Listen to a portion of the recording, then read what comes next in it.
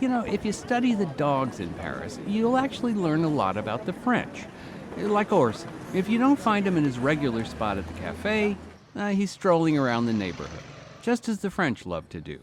Several times a day, he'll cover 10 or 15 blocks in his jaunt, the embodiment of savoir-faire, because Paris, it said, is a city of 1,000 villages, and this one belongs to Orson. Yeah, he was almost run over by a car once, but that was years ago, and he's learned his lesson. Now, his master, Stephen, who owns the cafe, he never worries. Bon, mais parfois, il s'en va un peu plus loin quand il y a une chienne un peu qui est en chaleur. Et les gens, après, souvent, ils me le refont traverser. Orson knows he's special and expects everyone in the neighborhood to acknowledge it. Le matin, quand il arrive, il va lire ses emails qu'on lui a laissés pendant la nuit.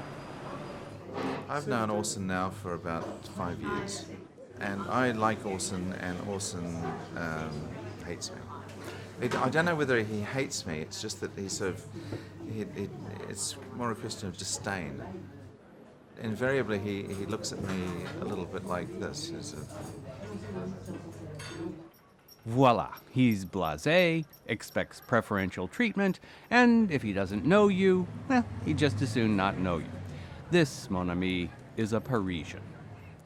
He lives in perhaps the dog-friendliest city on earth. For instance, my friend Drew Harre, he's the proprietor of Fish, where just a few years ago I saw a dog join his master for a plate of pasta.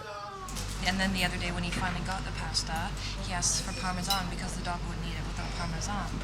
But don't get the impression that Paris gives carte blanche to dog owners. I mean, they are supposed to pick up after their animal.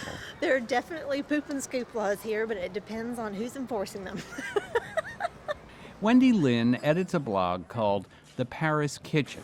And after living here for 22 years, she can tell you... There's a system in place in Paris called System D. That's D for dog. Which is the legal way of breaking laws. You see, on the one hand, their legal code dates back to Napoleon. On the other, contempt for authority is another French passion.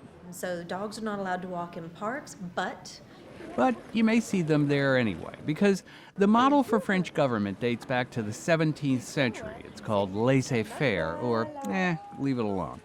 It's confusing, but so are the French. Though, look, in fairness to them, they really love dogs. I mean, consider what this creature might encounter if they didn't. So Orson may exude that gentil joie de vivre, because any limits imposed on him are open to interpretation. If your dog minds his own business and you're a good owner, then you can pretty much, there are no laws in France for dogs. C'est la vie.